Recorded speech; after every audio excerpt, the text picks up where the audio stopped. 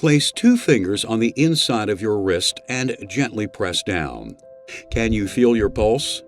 With every beat, your heart sends blood throughout your body. It's essential to keeping you alive. But when you come into contact with other people's blood, you can face some serious health risks, because blood can carry dangerous pathogens. Bloodborne pathogens are microorganisms that can be found in human blood, blood components, and blood products. When you're exposed to them, they can cause serious, even life-threatening diseases. That's why the Occupational Safety and Health Administration, OSHA, developed a standard for dealing with bloodborne pathogens in the workplace. In this program, we'll discuss different types of bloodborne pathogens and how you can be exposed to them, safe work practices you can use to avoid them, and what to do in the case of accidental exposure.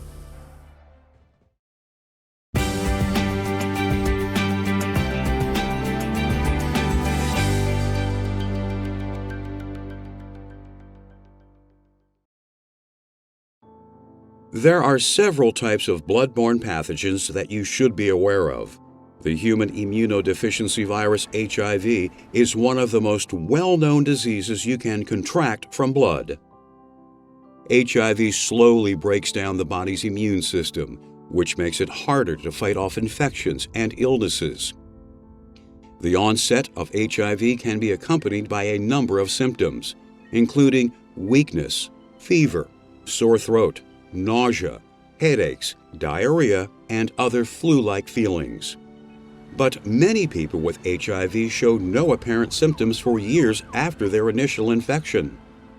While there is still no proven vaccine for HIV and no known cure, there are other preventative measures and treatments available. For instance, for people that are HIV negative and at high risk for exposure, pre-exposure prophylaxis PrEP is an FDA-approved treatment that helps prevent HIV transmission. And as for anyone who does contract HIV, antiretroviral therapy, ART, can help most patients' viral load drop to an undetectable level within 6 months. That means that as long as the patient continues to take their medication as prescribed, the virus will not progress and cannot be transmitted to another person. Without treatment, people who contract HIV risk developing acquired immunodeficiency syndrome, AIDS, which is an advanced stage of the virus where the immune system is severely weakened. This can ultimately be fatal. So controlling the HIV pathogen is very important. Another bloodborne pathogen you should know about is hepatitis.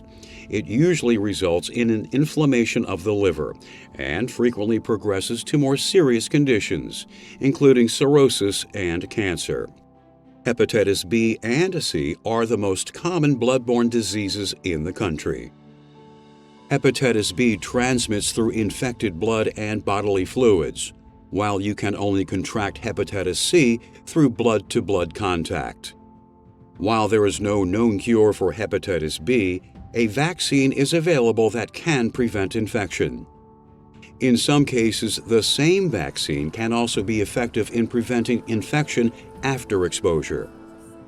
There are also treatments that can help to control hepatitis B and relieve its symptoms. These approaches can range from antiviral medications to liver transplants, depending on how serious the infection has become. And in recent years, there has been even more progress made in the treatment of hepatitis C. Today, there are drugs that can actually cure hepatitis C in 95% of the population within 8 to 12 weeks. But how can someone tell if they have been infected? Hepatitis B symptoms can take 6 weeks to 6 months to develop, while symptoms of hepatitis C take from 4 weeks to 3 months to appear.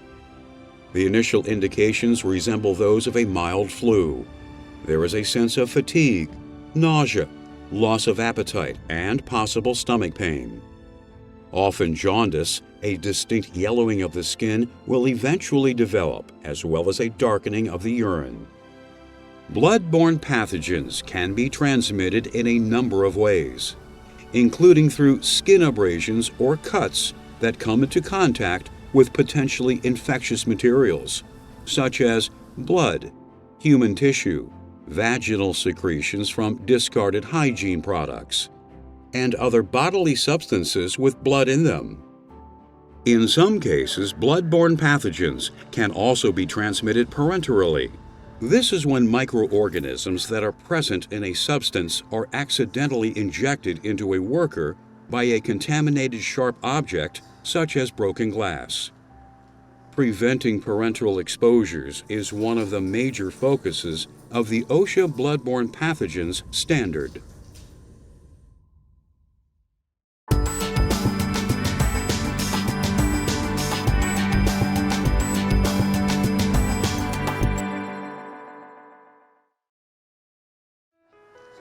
OSHA's Bloodborne Pathogens Standard requires your facility to do a number of things to protect you and your coworkers from bloodborne diseases. The first involves creating an exposure control plan.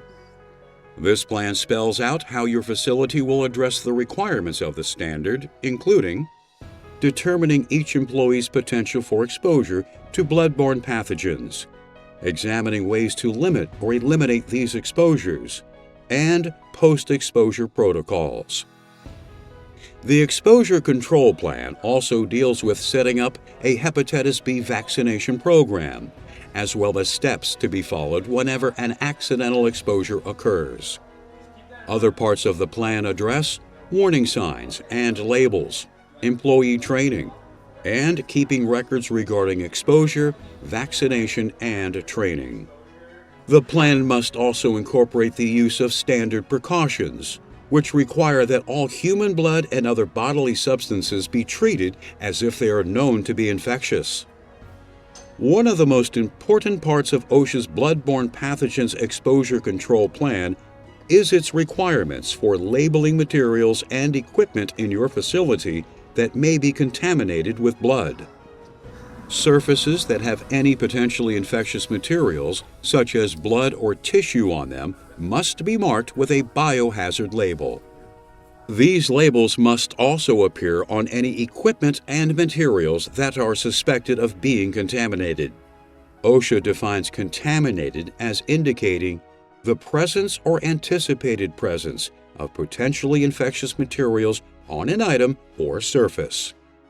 Biohazard labels are fluorescent orange-red, with the biohazard symbol in a contrasting color. The word biohazard is also marked on the lower portion of the label.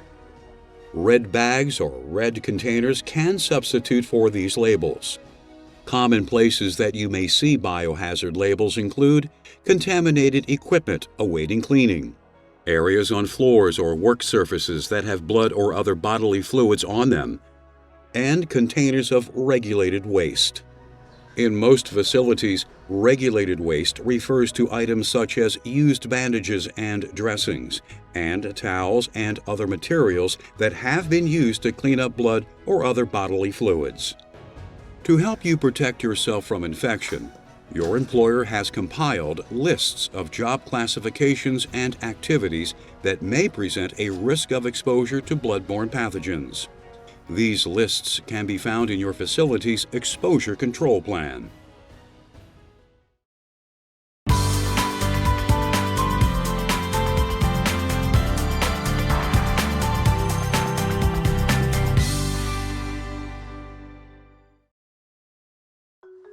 There are many ways that you and your employer can work to reduce your risk of exposure to bloodborne pathogens. They include the use of standard precautions, remembering to treat all blood and bodily substances as if they are infectious, following safe work practices, the use of personal protective equipment, and appropriate housekeeping practices. Safe work practices reduce the potential for exposure by focusing on the safest ways to perform tasks. Hand washing is one important example. If you have been involved in a situation where you may have been exposed to bloodborne pathogens, OSHA requires that you wash your hands immediately after removing any gloves and personal protective equipment that you may have been wearing. Remember to use a paper towel to turn off the water when you're done. That way, you won't recontaminate yourself with the material you left when you turn the water on. You should also rinse your eyes, nose, or other mucous membranes with generous amounts of water, if they may have been exposed when you were helping an injured coworker or cleaning up blood from an accident. Housekeeping practices are very important in controlling bloodborne pathogen exposure. Specifying the methods of decontamination that should be used is crucial. If work surfaces are obviously contaminated, they must be cleaned immediately with an appropriate disinfectant. Any material that has blood on it should never be picked up by hand. Instead, use a brush and dustpan, tongs, or other tools. Similar caution should be taken when handling potentially infectious bodily substances and regulated waste. This includes contaminated personal protective equipment, bandages, or cleanup materials that are being disposed of. These must all be placed in appropriately labeled closable and leak-proof containers, which must be closed and secured during handling. If there is the possibility that the items in the waste could puncture the primary container, a secondary container that is puncture-resistant and leak-proof must be used as well.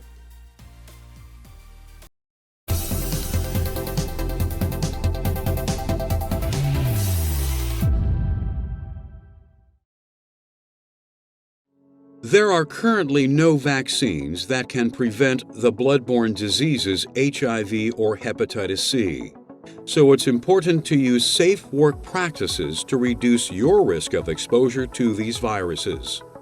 When it comes to hepatitis B, however, there is a vaccine that you can receive that will protect you from the virus.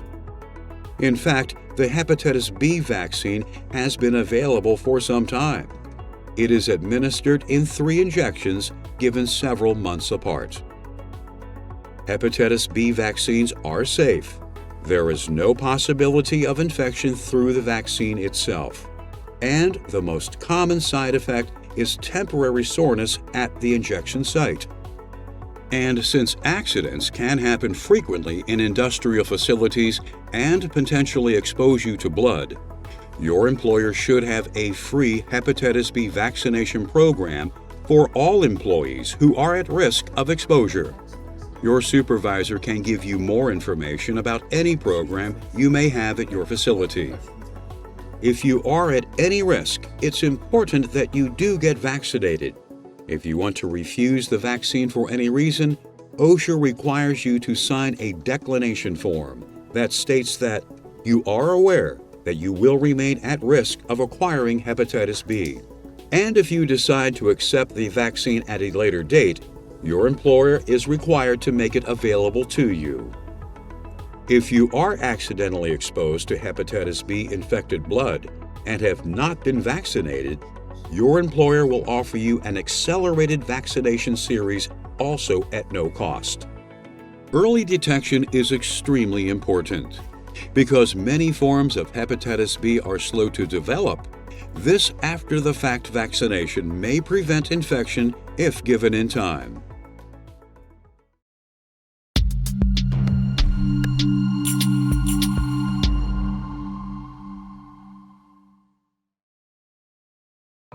As careful as everyone is, accidents involving exposure to blood can still occur.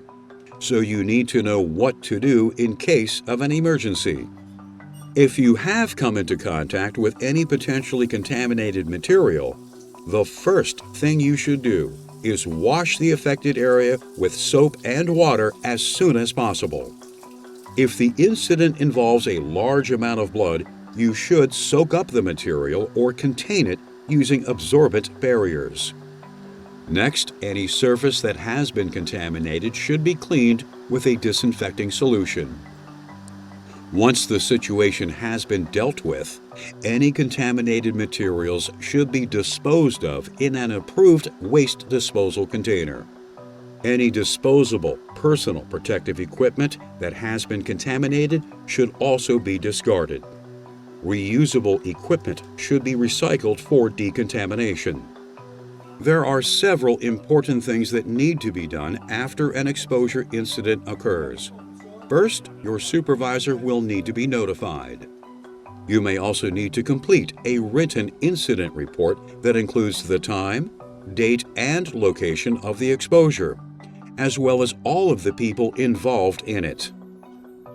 Immediately following the exposure, your employer will give you a written summary of the routes of exposure you experienced, the circumstances under which the exposure occurred, and, if possible, the identity of the individual from whom the potentially infectious material originated. Your employer will also try to determine if the source individual's blood is infected with hepatitis B, hepatitis C, or HIV. Then you'll have an appointment with a healthcare professional to review the medical implications of the incident and how you should move forward. Your employer will provide this healthcare professional with information such as the type of work you were doing when the incident occurred, the result of the source individual's blood test, and your medical records which are relevant to possible treatment. With your permission, your blood will also be tested to determine if an infection has occurred. Your situation will then be evaluated and discussed with you. If appropriate, medical treatment may be recommended. If hepatitis B vaccination is called for, it will be provided by your employer at no cost. Similarly, if it is determined that you were exposed to blood containing HIV, you may be prescribed a post-exposure prophylaxis.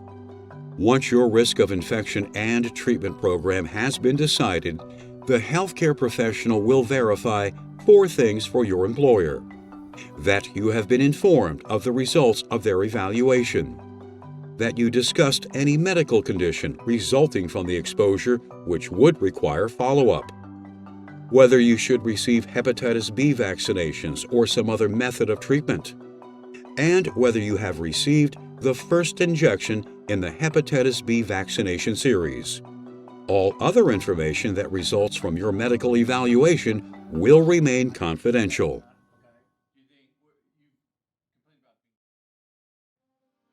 As we've seen, bloodborne pathogens are a major health risk for anyone who comes into contact with blood or other bodily fluids. Fortunately, OSHA's Bloodborne Pathogens Standard provides safe work practices, as well as exposure protocols and post-exposure procedures that can help keep you safe from infection. Let's review. HIV, hepatitis B, and hepatitis C are all bloodborne pathogens that industrial workers can be exposed to. OSHA's Bloodborne Pathogens Standard requires any facility where there is a risk of exposure to blood or other bodily fluids to have a written exposure control plan. Your facility can reduce the risk of employees being exposed to bloodborne pathogens through safe work practices, thorough housekeeping, and having good accidental exposure protocols in place. If an exposure incident does occur, it's important for you to know your facility's protocol for accidental exposure, as well as the post-exposure procedures that you need to follow. Now that you understand what bloodborne pathogens are, how to avoid contact with them, and what to do in an exposure situation, you can help make your facility safer and healthier for everyone, every day.